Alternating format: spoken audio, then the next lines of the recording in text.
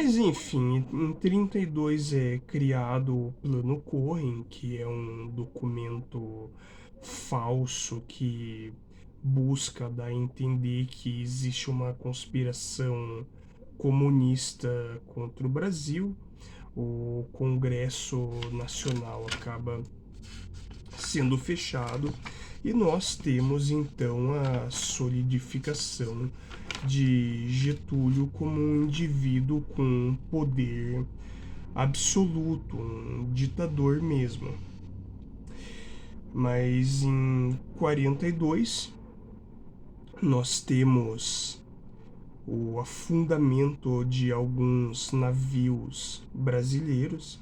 Isso daí faz, por enfim, que o Getúlio declare guerra à Alemanha. Até aí ele tinha mantido a neutralidade.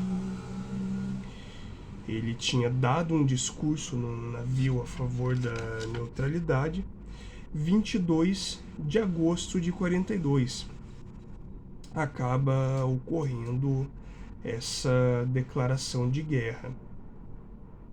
6 de junho de 45, o Brasil vai, por fim, declarar a guerra ao Japão, apesar do Brasil nunca ter mandado tropas para o Pacífico. O Brasil não chegou a ter nenhum tipo de conflito direto contra o Japão. Os conflitos do Brasil durante essa guerra foram na Itália, foram na Europa. Então nós temos o Lend-Lease, que foi quando o Roosevelt e o Churchill, que eram os líderes dos Estados Unidos e da Inglaterra, começam a oferecer equipamentos para o exército brasileiro, que não entra na guerra logo de cara, passa 2, 3 anos de treinamento.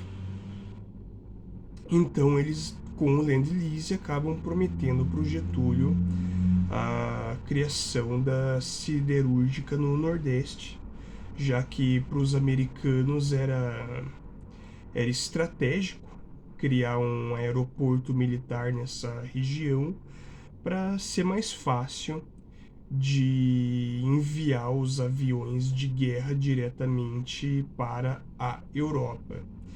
Eu depois vou falar um pouco mais sobre a formação não só da FEB, que foi a Força Expedicionária Brasileira, mas também da Aeronáutica Brasileira, que inclusive foi considerada pelos outros exércitos da época como completamente exemplar. As primeiras operações militares brasileiras foram patrulhando o Oceano Atlântico. Em 41, havia rota aérea do Nordeste para levar suprimento para a África. Na verdade, eu tinha falado que ia dar um acesso mais claro à Europa. Na verdade, eu me enganei. Era um acesso direto para a África, porque durante essa época os ingleses, que tinham várias colônias africanas, estavam em conflito contra o Africa Corps, e que era comandado pelo famoso general americano Rommel. Mais tarde, os brasileiros na Itália, inclusive, vão se declarar com veteranos do Africa Corps, porque infelizmente existe esse mito entre os próprios brasileiros de que mas a FEB não enfrentou desafio nenhum, porque os soldados alemães que eles encontraram na Itália eram inexperientes. Não, isso daí é um equívoco. Na realidade, a FEB se deparou contra veteranos da África, veteranos com muito mais experiência do que qualquer soldado da FEB. E ainda assim, os soldados da FEB conseguiram se segurar contra eles. Então a base aérea em Recife acaba sendo terminada em 42. Então nós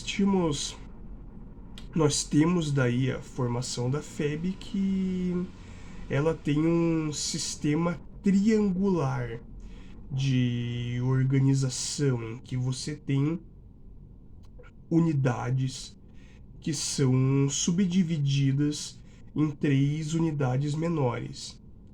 E a partir daí nós começamos a ter as ações do Brasil na Itália, a primeira delas, e de extrema importância, foi se deparar contra a linha gótica.